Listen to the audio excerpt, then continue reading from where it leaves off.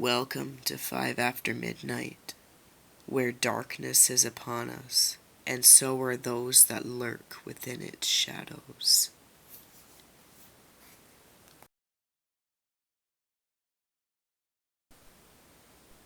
One.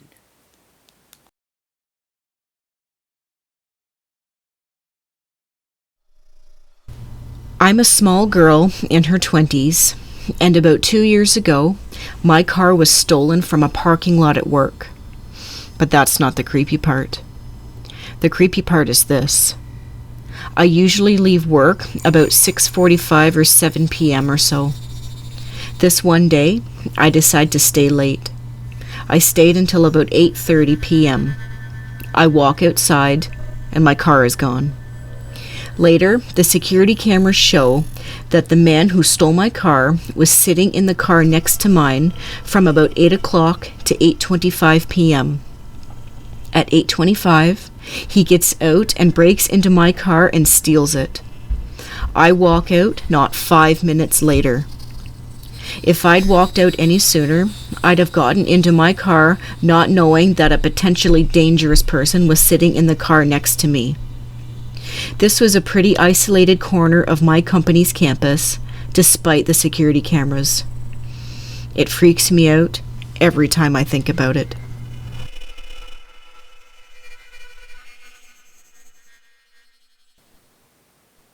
Two.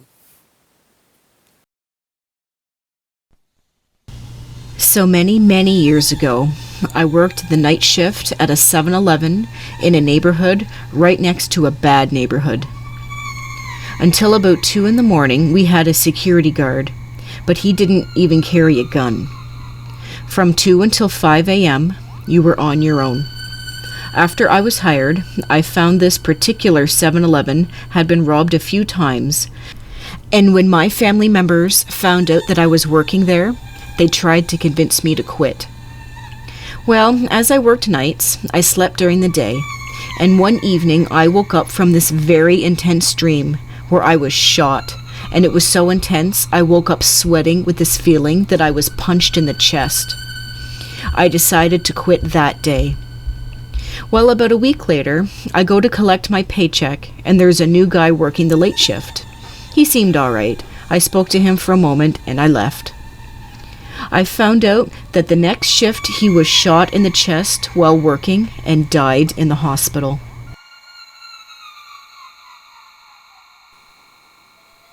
Three.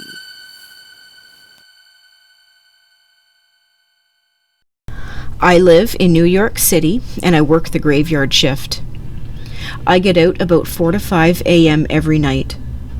So I'm on the subway, and I jump on the first train, and there is this guy sitting alone with a fedora and a trench coat.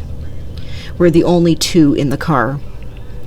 I look at him right before I step on, and we make eye contact. His eyes are bloodshot and crossed, and I hesitate right before getting on, and he notices clearly. I get on anyway, and I walk down to the complete opposite side of the car. I'm bigger than him. He was a small, fat, pale, white, middle-aged, balding guy. But he is just staring me down and hasn't taken his hands out of his pockets. He has his eyes locked on me, and it's making me quite uncomfortable. So I just turn and start staring at him, thinking he might look away quickly. Instead, he stands up. I immediately stand up too, and we are just standing at either end of the car looking at each other.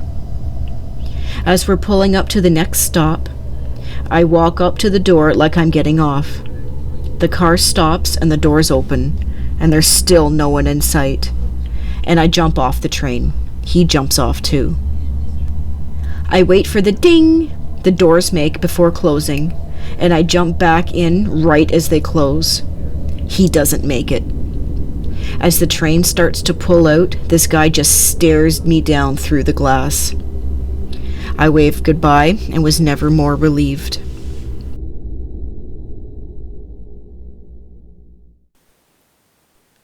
Four. I was 17 years old, and I was with my brother in Baltimore, Maryland. We live about 50 miles south, which is in the country, so we're not used to this city life. Anyway, being already scared, as it was for being that young and in the ghetto, we went and saw a show at the original Hammerjacks before they tore it down, and had an otherwise great time. On the way home, we had to drive through a bad neighborhood, and we were a little sketched out. I pulled onto a side street and decided to get some gas before we left the city limits. I pull into one gas station, and they tell me that they are closed, although all of the lights are blaring and the sign said open. The guy looked really scared though, the attendant. So, right next door was another gas station that I pulled into. I got out, walked up to the window outside, and walked up behind this rough-looking guy with the red stocking cap that I noticed he is yelling, hurry up, at the attendant inside. Well, I glanced over his shoulder a bit, and the guy is pointing a gun at the window, robbing the place. Thankfully, he never knew that I walked up behind him. I quietly and very quickly turned around, walked back to the car, got in, and drove off. My brother was like, what's wrong? And I proceeded to tell him everything. He said, punch it, let's get the fuck out of here, and I'm never coming back.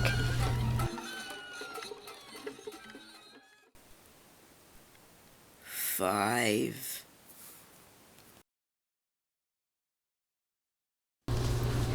When I was in high school, I was playing a game of cops and robbers with some friends, starting in the parking lot of an elementary school and going down to another parking lot about a mile away.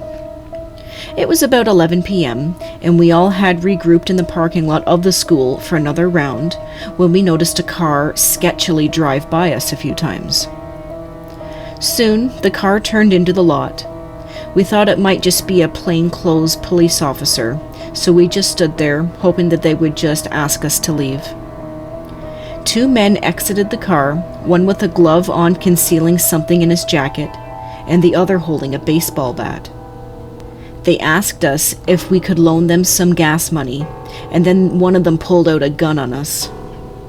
We were all shitting our pants, reaching for our wallets, when one of the guys that we were with says, "Dwayne?"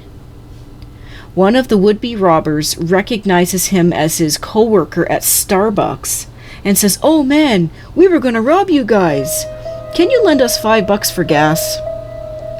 We gave him $10 and got the fuck out.